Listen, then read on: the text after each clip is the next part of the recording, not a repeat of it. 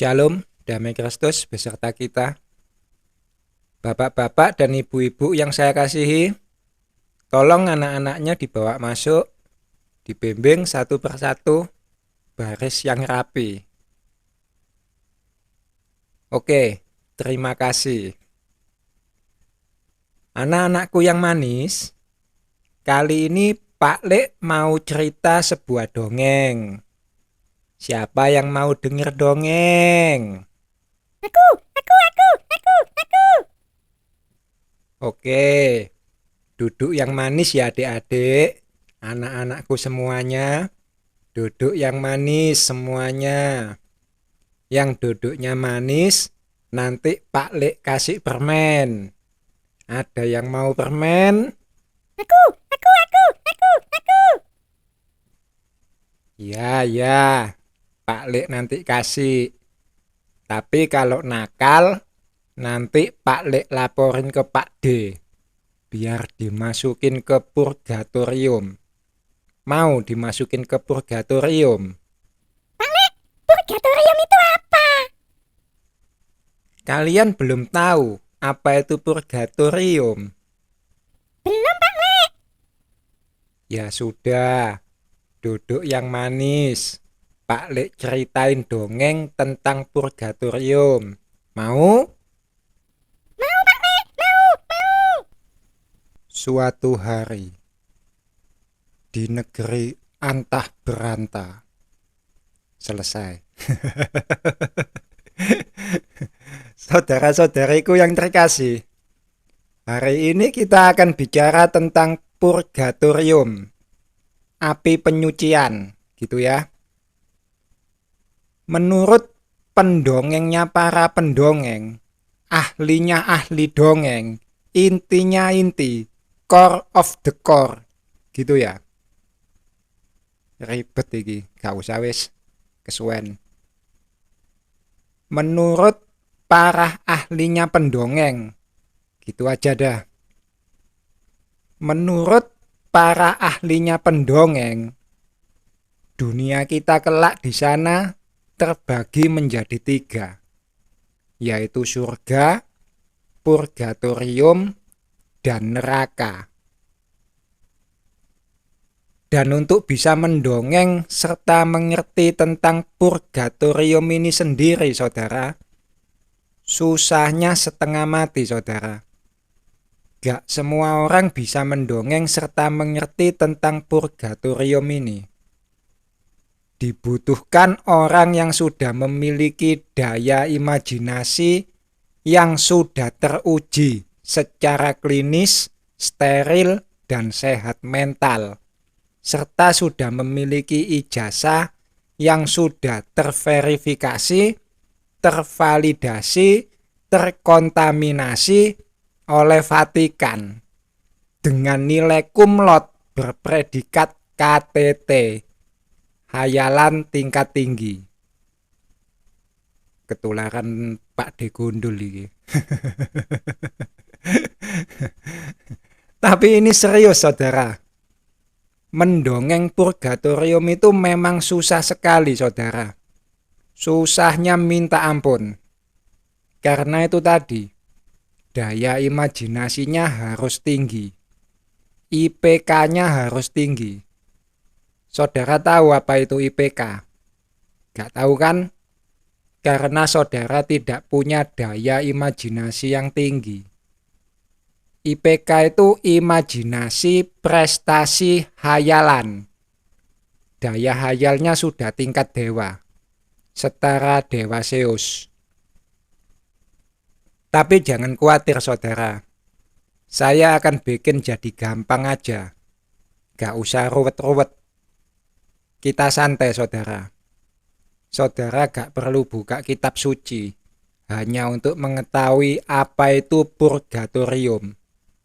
Kita pakai nalar logika otak kita aja, saudara. Kita analisa pakai otak. Gak perlu roh. Kasihan roh kita kalau harus ngurus hayalan tingkat tinggi seperti ini. Menguras tenaga. Tapi tetap harus kita bahas topik ini ya, saudara. Kalau gak dibahas, kasihan anak-anakku. Sejak kecil dijejeli dongeng-dongeng gak berguna sama pendongeng-pendongeng upahan ular beludak. Mereka mau pergi ke purgatorium ngajak-ngajak orang. Para kampret kurang ajar.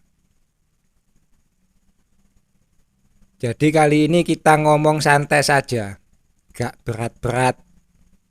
Kita bedah hayalan tingkat tinggi ini cukup dengan otak sederhana saja. Dan kebetulan saya juga punya basic seorang trader, saudara. Pemain forex. Sebagai pemain forex, tugas kita itu hanya menganalisa harga. Harga kita prediksi naik, kita beli. Harga kita prediksi turun, ya kita jual. Naik atau turun, itu aja, gampang. Dan cara analisanya ada dua, teknikal atau fundamental. Kalau yang fundamental itu agak rumit, pemain saham biasanya, ngumpulin data-data, GDP-nya berapa, year on year berapa, The Fed ngomong apa, sampai Presiden Amerika kentut, kita juga harus tahu kalau gak pengen bonyok. Nah, saya pakai ilmu forex aja untuk menganalisa hayalan tingkat tinggi tentang purgatorium ini. Gak ribet. Kita lihat di layar monitor, saudara. Saya sudah bikin coret-coretnya. Saya bicara tentang forex terlebih dahulu. Grafik forex itu seperti ini, saudara. Naik, turun, naik, turun, naik, turun. Kalau gak naik, ya turun. Gini aja terus. Ini namanya sideways. Jangan masuk pasar kalau kondisinya seperti ini. Peluangnya 50-50. Terus kapan kita masuk pasar?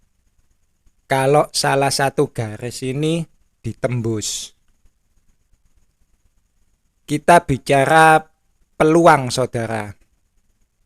Dan yang namanya peluang itu tidak ada yang 100%. Maksimal 99,99%. Sisanya 0,01%. Atau supaya gampang saya sisakan 1% aja ya. 99%, sisanya 1%. Kapan kita masuk pasar? Kalau salah satu garis ini ditembus. Kalau garis yang atas ditembus, peluang untuk terus naik jadi 60-40. 60% naik, 40% masih bisa balik turun. Semakin tinggi, semakin kita yakin peluangnya bahwa harga akan terus naik. Saat itulah kita mengambil keputusan. Masuk pasar, ambil posisi buy, beli. Begitu juga sebaliknya. Kalau garis yang bawah ditembus, peluang untuk terus turun jadi 60-40. 60% turun, 40% masih bisa balik naik. Semakin rendah, semakin kita yakin peluangnya bahwa harga akan terus turun. Saat itulah kita mengambil keputusan masuk pasar, ambil posisi sell, jual. Ini peluang dalam forex, saudara.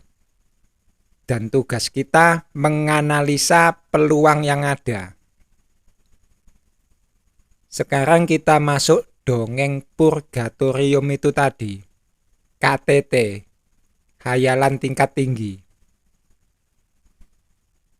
Tempat kita hidup kelak itu katanya ada 3, yaitu surga, purgatorium, dan neraka. Surga ini sendiri adalah tempatnya mereka yang kalau sudah mati tidak punya dosa sama sekali. Sedang purgatorium adalah tempat mereka yang kalau sudah mati tapi masih punya dosa ringan. Masuk surga enggan, masuk neraka gak mau. Indulgensi, saudara. Butuh indulgensi. Butuh ritual-ritual tetek bengek, misa arwah dan lain sebagainya. Yesus saja gak mempan, kurang berguna. Masih butuh ritual-ritual yang lain. Dan neraka adalah tempat mereka yang kalau sudah mati punya dosa besar. Dosa yang tidak bisa terampuni. Dosa kan ada dua macam, saudara. Dosa yang bisa diampuni dan dosa yang tidak bisa diampuni. Menghujat Roh Kudus itu gak bisa diampuni. Menghujat Yesus masih bisa diampuni. Saya ulang ya, saudara. Surga adalah tempat mereka yang tidak punya dosa. Purgatorium adalah tempat mereka yang punya dosa ringan. Neraka adalah tempat mereka yang punya dosa berat. Sekarang kita analisa, saudara. Pertanyaannya, siapa yang hidup di dunia ini yang tidak punya dosa sama sekali? Siapa? Apakah saudara tidak punya dosa? Apakah umat Katolik tidak punya dosa? Romo Widodo mungkin? Romo Widodo tidak punya dosa? Surga tempatnya, coy. Tapi ternyata tidak ada. Semua orang punya dosa. Jadi surga ini saya coret dulu. Semua umat Katolik gak ada yang masuk surga. Karena semuanya minimal masih punya dosa. Jadi semua umat Katolik masuk kemana? Maksimal masuk purgatorium. Gak ada yang masuk surga. Peluangnya masuk surga 0%. Kita bicara peluang, saudara. Ya kan? Sama seperti forex tadi. Kita analisa, kita cari peluang. Dan peluang umat Katolik masuk surga 0%. Karena tidak ada manusia yang tidak berdosa. Semuanya masih memiliki dosa.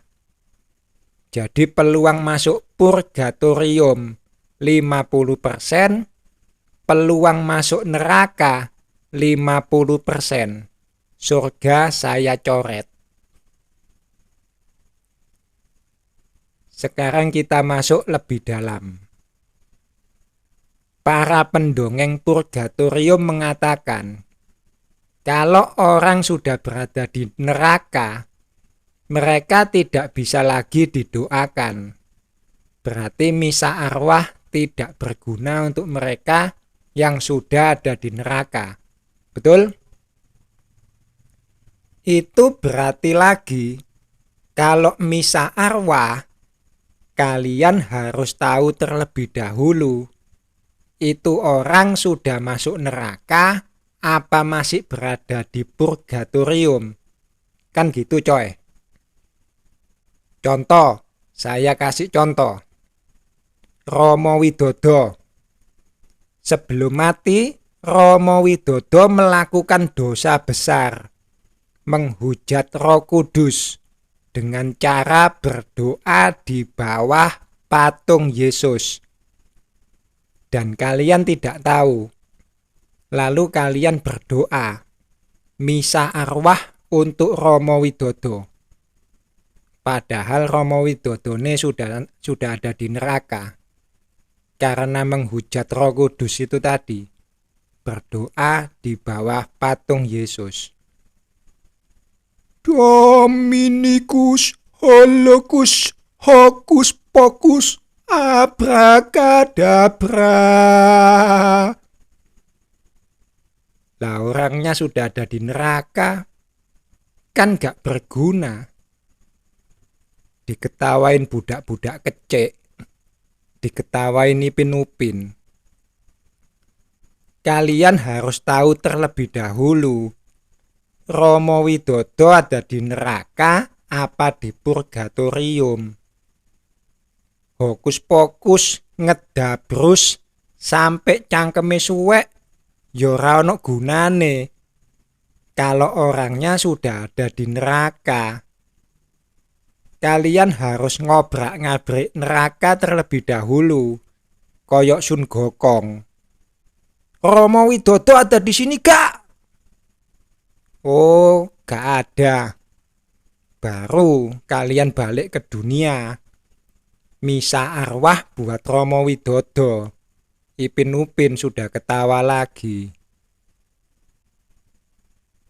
Bagi umat Katolik, satu-satunya orang yang bisa memasukkan orang lain ke dalam surga hanya satu, yaitu Paus, bukan Yesus. Infalibilitas coy, bangke. Kalau Paus bilang Fatima masuk surga, maka Fatima masuk surga. Jadi Santa Fatima, kanonisasi. Saya masuk surga, maka saya masuk surga. Jadi apa saudara? Senseiya Ajinomoto Kurushitawa. Sorry saudara, daya hayal saya sudah melampaui Dewa Zeus. Ahlinya ahli masih jauh di bawah level saya. Bertobatlah saudaraku. Purgatorium itu hanya dongeng-dongeng nenek tua. Tuhan akan menjadikan manusia lupa dengan ajaran purgatorium. Kalian berada di purgatorium dan orang sudah tidak mengingat lagi ajaran busuk purgatorium. Mampus kalian di purgatorium, karena tidak ada lagi yang mendoakan kalian. Para romo mati, gak ada yang mengingat mereka di purgatorium. Nenek saya mati, mama saya mati, saya mati. Siapa yang akan mendoakan mama saya di purgatorium? Cucu-cucunya. Cucu-cucunya saja sudah gak ada yang tahu nenek saya. Siapa yang mendoakan nenek saya? Tololnya ajaran purgatorium. Tuhan itu roh. Sembahlah dia dalam roh dan kebenaran. Purgatorium itu hanya dongeng-dongeng nenek tua. Bertobatlah. Kalau yang mati dan masuk purgatorium hanya Romo Widodo saja, hanya satu orang saja, saya ikhlas. Mampus-mampuso di purgatorium buatanmu sendiri. Jangan bawa-bawa umat, saya gak ikhlas. Bertobatlah Romo, kerajaan Allah sudah dekat, tapi ajalmu lebih dekat. Bertobatlah. Kalian umat Katolik, kalau mau purgatorium, dunia inilah sesungguhnya purgatorium itu. Disinilah kalian menentukan sendiri pilihan kalian. Mau membesarkan roh kalian atau mau membesarkan daging kalian. Apa yang kalian ikat di dunia ini akan terikat di dunia sana. Apa yang kalian lepaskan di dunia ini akan lepas di dunia sana. Purgatorium hanyalah ciptaan para imam kalian yang suka mabuk, kebanyakan minum anggur, pening kepalanya untuk mendengar firman Tuhan. Seperti yang difirmankan oleh Tuhan melalui Nabi Yesaya. Bobrok ini umat. Bertobatlah. Bertobatlah. Bertobatlah. Akui saja kesalahanmu di hadapan Tuhan semesta alam. Jadilah malu dan selesai. Tuhan tidak menginginkan celakanya orang-orang fasik. Tuhan ingin pertobatan. Maka bertobatlah. Jangan lagi engkau mengajarkan ajaran-ajaran tolol yang mendatangkan celaka pada kepalamu sendiri. Bertobatlah. Sekali lagi, purgatorium itu adalah dunia yang tidak pernah ada, tidak pernah Tuhan ajarkan, tetapi diciptakan dan diajarkan oleh imam-imam pemabuk. Tuhan ingin dikenal oleh semua orang, tidak hanya oleh bangsa Yahudi. Tuhan mengajarkan surga dan neraka. Dan Tuhan pernah memperlihatkan surga dan neraka pada orang-orang yang dipilihnya. Tetapi purgatorium, siapakah orang yang pernah bersaksi untuk ajaran purgatorium? Saya bisa menyebutkan 100 orang yang pernah bersaksi, pernah dibawa oleh Tuhan ke surga maupun ke neraka. Tapi saya tidak bisa menyebutkan satu nama pun yang pernah bersaksi untuk ajaran purgatorium. 100 orang. Itu pun hanya di Indonesia saja, belum termasuk belahan bumi yang lain. Berikan saya nama pendusta yang bersaksi untuk purgatorium. Shalom.